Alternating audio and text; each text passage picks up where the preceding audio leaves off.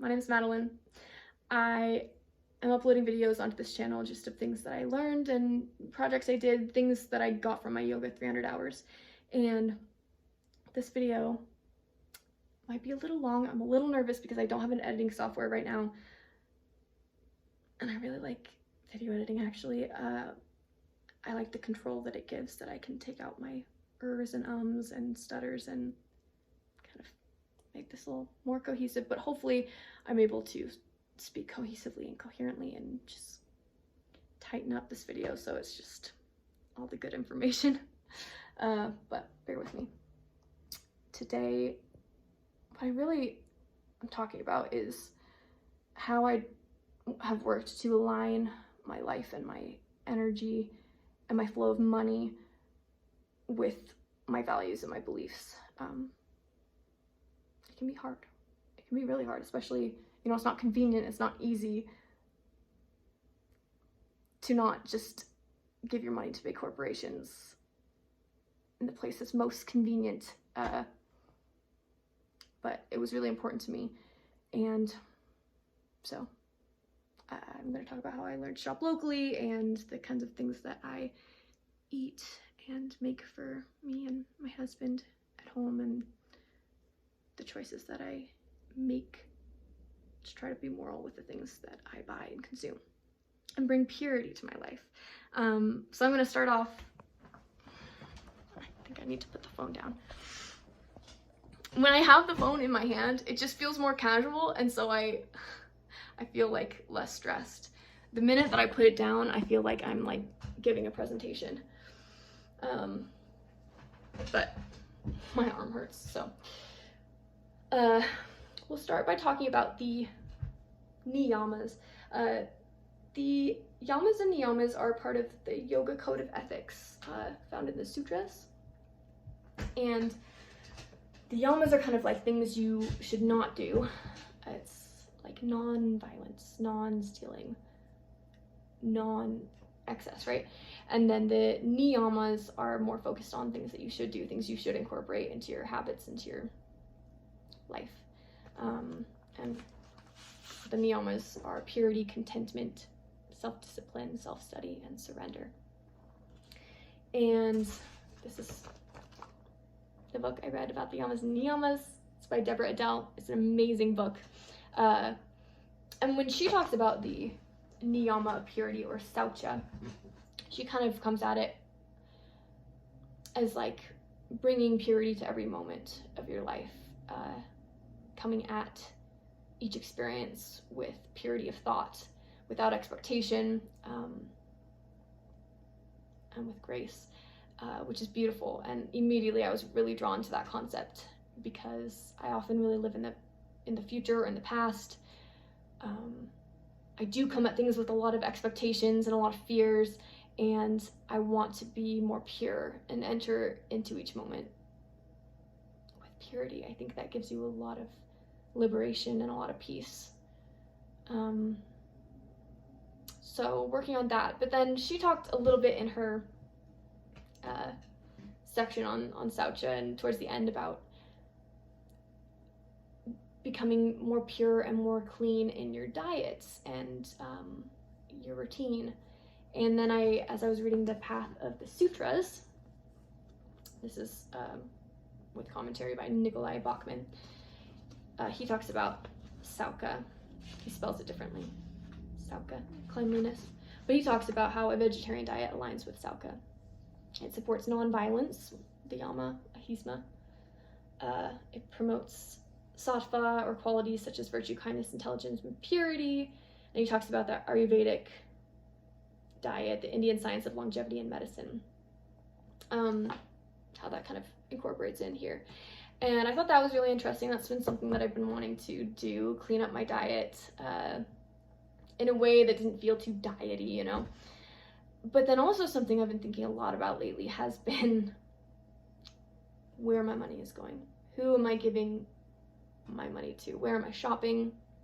And how does it align with my ethics? Are these corporations people, entities that I want to give my money to because do they align with my values, right? Sorry, changing my hair. um, that's been on my mind. I think it's been on a lot of people's minds. So as I was thinking about all that, I was like, I want to purify my life by lining up my values with my flow of energy. Where I'm shopping, what I'm consuming, I want to purify. And so that has been my project with the Niyama Saucha. And so I started with, where am I gonna shop? Specifically for food is what I'm gonna talk about. And I mean, locally is what came to me. Like, I would like to shop locally, not give money to these big corporations. And what's been cool is my husband's been so on board, and we found these places, these local shops. We have an El Salvadorian market really close to our house. There's an Indian grocer also really close, and we have a natural grocers that is a local business. We go to farm fruit and vegetable stands. It's winter, so there's not as many, but there's at least a couple stands that are consistent and that we see and that we can buy fruit from. And then there is a honey shop that's local honey, local beeswax. I use their local beeswax for my candles that I make, and then we get local honey. Yeah, which I just feel really good about. The places that our money is going. It's harder. We have to go to a bunch of places and not just go to one.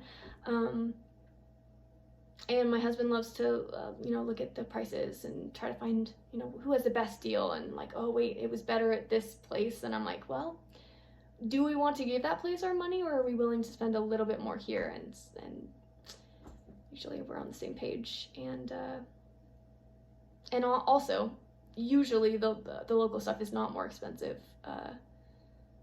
It's actually great. We've been learning so much about different kinds of foods at these like foreign places, and but also it's a lot of ingredients, more so than processed packaged food, which is great.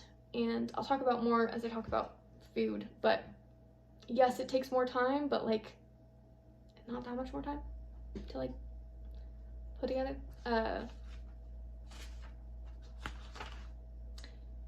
But food, what are we buying? It's not just where, but what. If you look at just the text of the Patanjali, the sutras, we've got the non-violence, right? So kind of like pushes you a little bit towards like a vegan diet maybe, and the purity, so less processed foods, more whole foods.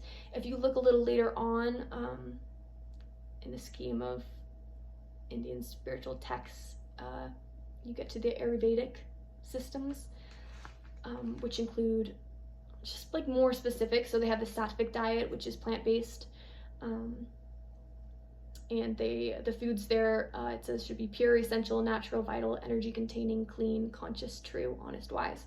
And I love that it has the conscious, true, honest, wise. That incorporates the whole where you're getting it concept for me of like, who made this food? How is it? How much chemical? How many, like what's going on with this food? And then they have a concept that I really, really like, called tamasic and rajasic. So tamasic is anything that decreases energy in the body. Rajasic is anything that increases energy in the body. And so trying to judge based on that. It focuses on seasonal foods, which we've been doing. That's been a really important part of what we've been incorporating. We have a list up of seasonal foods, fruits and vegetables, right? So fruits right now would be like citrus, pears, apples, and then vegetables, a lot of leafy greens in the winter, kale, Brussels sprouts, broccoli. And yeah, we just try to follow that, get seasonal stuff. But yeah, we don't follow everything. I don't buy meat. I try not to. I try to get other sources of protein. I'm not vegetarian. I will eat meat. And I also, if we had more money and there were ways to get more ethically sourced meat, I would readily do that. But it's hard to come by, and it's also, that specifically tends to be a lot more expensive, so that's kind of hard.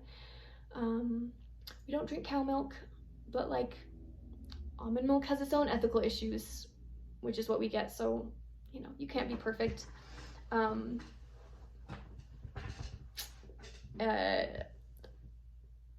Yeah, seasonal fruits and vegetables, kind of focus on whole grains, nuts and seeds, unprocessed foods. I make a lot of bread now because it's like one less processed thing. And I also like make pizza dough. It sounds like when people talk about that, it's like, well, who has time for that? Like, oh, okay, are you just spending all your time baking? And no, not at all.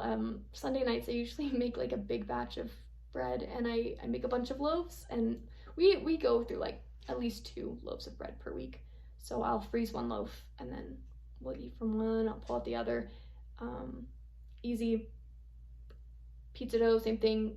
It's so easy, and I just make a bunch at a time and then freeze a bunch and then pull it out, and we have pizza dough. And like, you can decide how far you want to go with it, right? So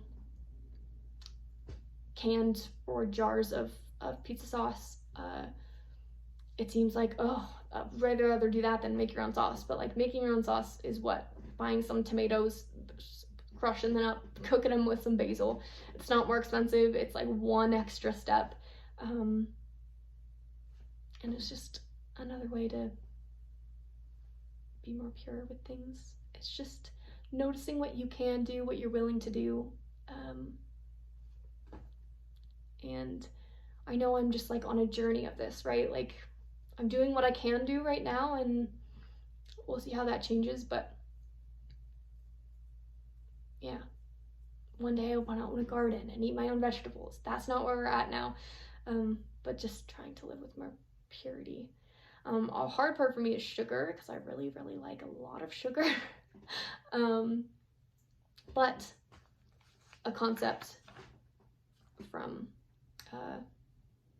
actually from the Upanishads. So this is like the earliest piece of wisdom regarding food that we have. It's from the Vedas, again, specifically the Upanishads. Mitahara is the word, that meaning eating in moderation.